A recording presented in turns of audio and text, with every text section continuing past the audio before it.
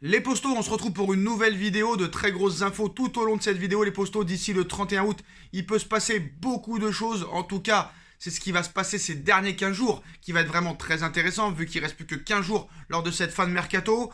Mbappé au Real Madrid, Cristiano Ronaldo aperçu dans un restaurant à Paris, Mauro Icardi pourrait quitter le Paris Saint-Germain. Un scénario fou pourrait se passer d'ici la fin du mercato. Ce mardi, la presse italienne dévoile des détails d'un coup à 3 bandes qui pourrait enflammer cette fin de mercato, un départ de Kylian Mbappé au Real Madrid conjugué à une arrivée de Cristiano Ronaldo au Paris Saint-Germain, à celle de Mauro Icardi peut-être à la Juventus de Turin. Dans ce jeu de chaises musicales, tout semble cependant dépendre de Kylian Mbappé.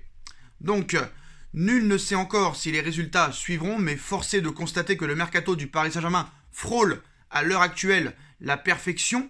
À vrai dire, la seule zone d'ombre concerne Kylian Mbappé. Le champion du monde 2018 ne veut pas prolonger au Paris Saint-Germain. Son contrat qui arrive en échéance en juin 2022. De quoi laisser la porte ouverte à un éventuel départ d'ici le 31 août prochain. Une perspective qui, selon plusieurs titres majeurs de la presse italienne ce mardi, pourrait être le point de départ d'un étonnant jeu de chaises musicales impliquant également Cristiano Ronaldo et Mauro Icardi. Selon le Corriere della Sera, l'attaquant des Bleus aurait affirmé à ses dirigeants qu'il n'aurait nullement l'intention d'étendre son contrat. À l'affût pour le récupérer libre dans un an ou peut-être anticiper une offre de 150 millions d'euros dans quelques jours, d'après la Repubblica, si ce transfert de Kylian Mbappé au Real Madrid venait à se concrétiser, Cristiano Ronaldo, qui n'entretiendrait pas de bonnes relations avec son nouvel entraîneur Massimiliano Allegri et regarderait de plus en plus vers la sortie, souhaiterait poursuivre sa carrière à Paris. La Juventus accepterait de le voir partir à condition d'obtenir Icardi en échange, contre aucune contrepartie, aucune somme d'argent. CR7 veut aller à Paris, mais Paris ne veut pas forcément de Cristiano Ronaldo à l'heure actuelle. Donc ce scénario paraît complètement fou, tout comme l'hypothèse de voir le Portugais évoluer aux côtés de Neymar et surtout de Lionel Messi sous le maillot parisien, mais des obstacles de taille subsistent. Tout d'abord, Nasser Al-Khelaifi n'aurait pas envie de laisser filer Mbappé cet été, y compris si celui-ci ne prolonge pas.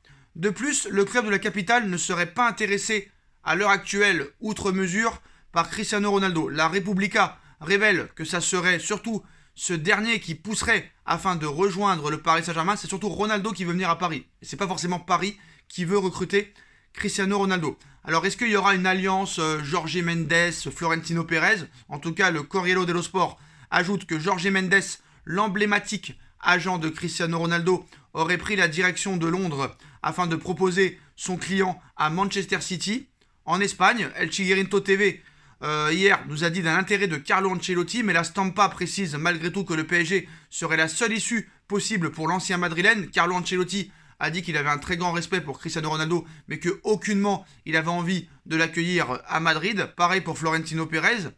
Donc le quotidien turinois va même jusqu'à avancer que l'agent portugais pourrait s'entendre avec Florentino Pérez pour que le Real Madrid arrache Mbappé à Paris et que Cristiano Ronaldo profite de la place laissée libre par Mbappé pour débarquer au Paris Saint-Germain pour le remplacer. Donc toutes les cartes sont sur la table et le mercato ferme maintenant dans moins de 2 semaines.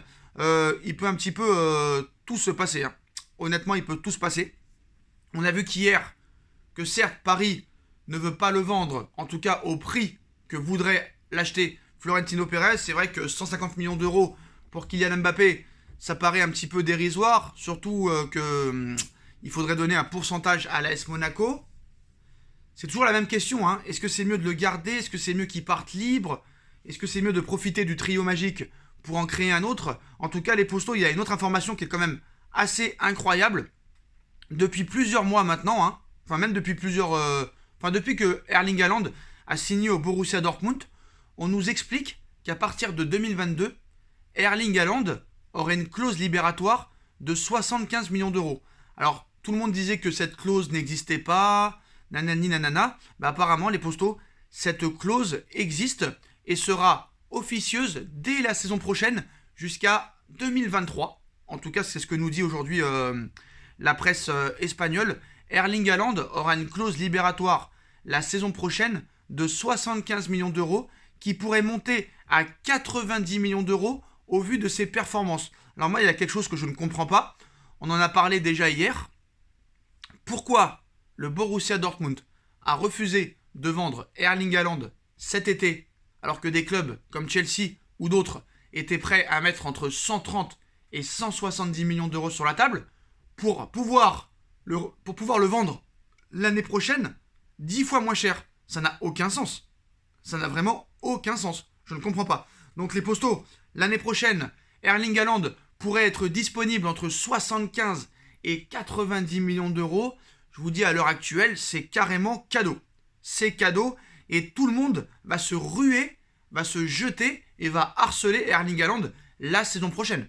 Que ce soit le Paris Saint-Germain, Manchester City, Manchester United, le Bayern de Munich, qu'il ne faut pas oublier parce que le Bayern de Munich, depuis plusieurs années, c'est eux qui ont l'habitude d'acheter les meilleurs joueurs du Borussia Dortmund, ainsi que la Juve, ou ainsi que le Barça, ou même le Real. Donc voilà, Erling Haaland disposera d'une clause libératoire de 75 millions d'euros applicable de 2022 à 2024. Ce montant pourra monter jusqu'à 90 millions en fonction de ses performances. Donc voilà les postos, et on pense que Erling Haaland, vu comment ça se passe, et en plus il y a un match de Super Coupe d'Allemagne bientôt qui approche entre le Bayern et le Borussia, je pense que ce sera encore une grosse saison d'Erling Haaland et on pourrait aller jusqu'à 90 millions, mais Erling Haaland, qui aura 22 ans je pense l'année prochaine, disponible entre 75 et 90 millions, il faut se jeter dessus, honnêtement se jeter dessus. Après lui, on sait que sa priorité serait le Real Madrid, mais bon, il y a beaucoup de choses qui peuvent changer. Wijnaldum, sa priorité c'était le Barça, d'autres joueurs c'était l'autre priorité, pourtant ils sont arrivés dans d'autres clubs. Tout est possible, mais voilà. Moi, ce que je ferais, c'est que, vu que Mbappé ne veut pas prolonger, je vendrais Mbappé au Real Madrid entre 150 et 200 millions d'euros. Je prendrais Cristiano Ronaldo pour le remplacer à court terme. Je dirais à Ronaldo au revoir l'année prochaine. Et je prendrais, avec l'argent que j'ai reçu de Mbappé, je prendrais Erling Haaland l'année prochaine, qui est le remplaçant naturel, idéal de Kylian Mbappé. Si ce n'est peut-être mieux. Donc voilà les postos. Je pense qu'on va encore entendre parler d'ici 2 semaines de ce dossier, mais en tout cas voilà, honnêtement Haaland disponible entre 75 et 90 millions, ça va être la guerre l'année prochaine, ça va être vraiment la guerre. Mais voilà les postos, le Real Madrid n'a pas dit son dernier mot pour Kylian Mbappé. Ronaldo veut quitter la Juve, mais apparemment personne n'en veut à l'heure actuelle. C'est vrai que voilà, son âge avancé peut poser problème, surtout son salaire de 31 millions d'euros par an. Personne ne veut mettre 31 millions d'euros par an sur un joueur qui a plus de 36 ans. Et on peut les comprendre, même si Ronaldo sort d'une saison à plus de 40 buts, toutes compétitions confondues, faut pas l'oublier.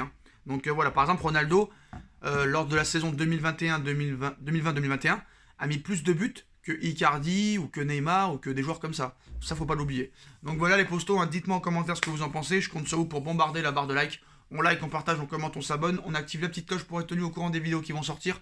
On me rejoint sur mes différents réseaux sociaux, sur mon compte Paypal, toujours disponible, la cagnotte Paypal est en lien en description si vous voulez faire un petit don pour faire évoluer la chaîne, via le super chat aussi si vous voulez. Et on se retrouve très vite pour une nouvelle vidéo les postos. Tchuss.